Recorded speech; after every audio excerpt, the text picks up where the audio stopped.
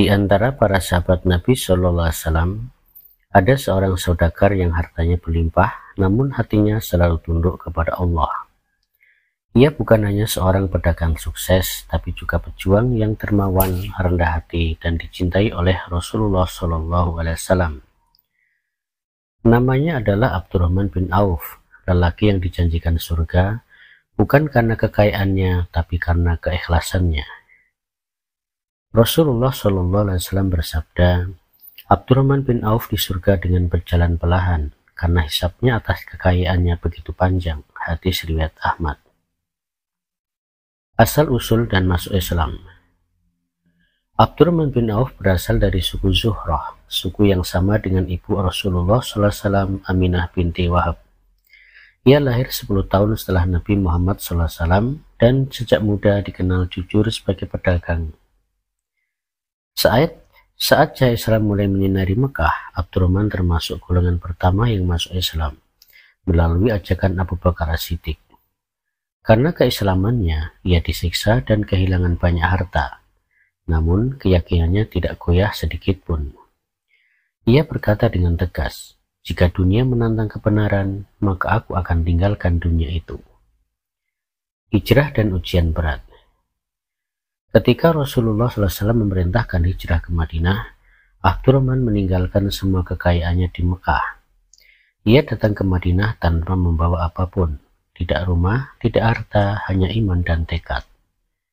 Rasulullah SAW kemudian mempersaudarakannya dengan Sa'ad bin Rabi' al-Ansori, salah satu sahabat kaya di Madinah.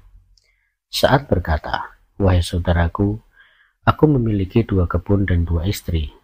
Pilih salah satu yang kau suka, akan kuberikan untukmu. Tapi Abdurrahman menjawab dengan keteguhan hati, semoga Allah memberkahimu dalam hartamu dan keluargamu. Tunjukkan saja kepadaku di mana pasar. Ia mulai berdagang dari nol. Hari pertama, ia menjual keju dan minyak. Hari berikutnya, ia sudah memperoleh untung. Tak butuh waktu lama, Abdurrahman bin Auf kembali menjadi saudagar sukses tanpa menipu, tanpa riba, dan tanpa mengeluh. Kekayaan dan kedermawanan.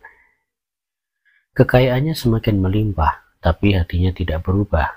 Ia tetap sederhana, rendah hati, dan senang membantu orang lain. Diriwayatkan bahwa suatu hari ia menyumbang 200 ekih emas, setara lebih dari 500 juta rupiah nilai sekarang untuk pasukan Islam. Dalam perang Tabuk, ia datang kepada Rasulullah SAW dan menyerahkan setengah dari seluruh hartanya. Nabi SAW tersenyum dan bersabda, semoga Allah memberkahimu atas apa yang kau simpan dan apa yang kau berikan. Hadis riwayat Bukhari.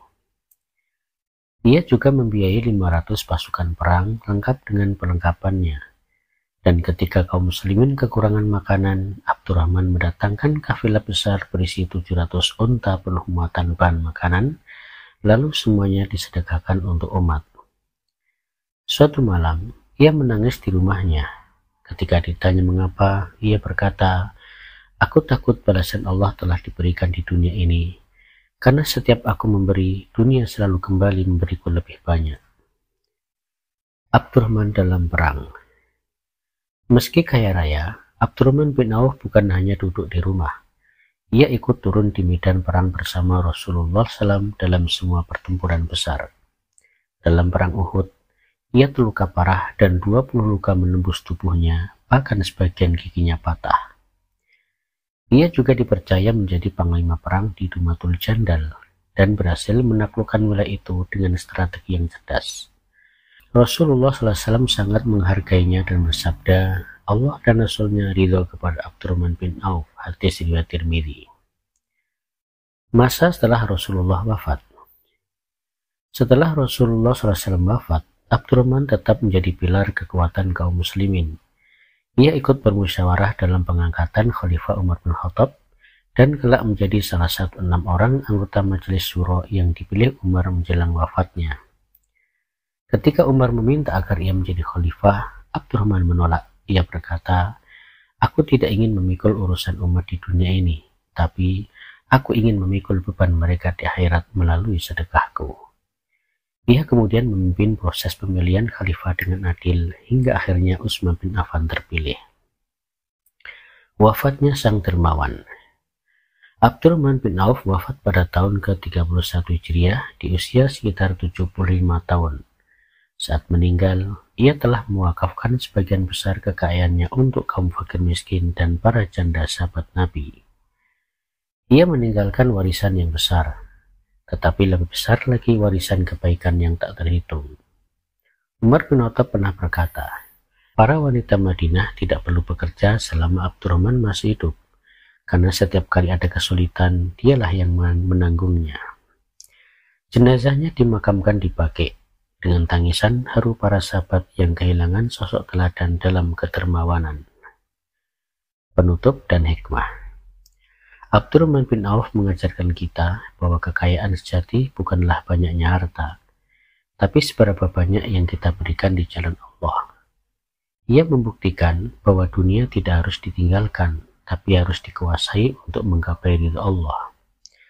Rasulullah SAW pernah bersabda, sebaik-baik harta adalah harta yang berada di tangan orang soleh. Hadis riwayat Ahmad.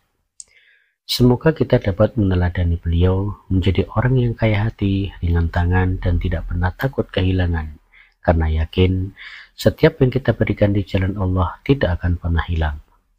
Abdurrahman bin Auf, saudara kaya yang dirindukan surga.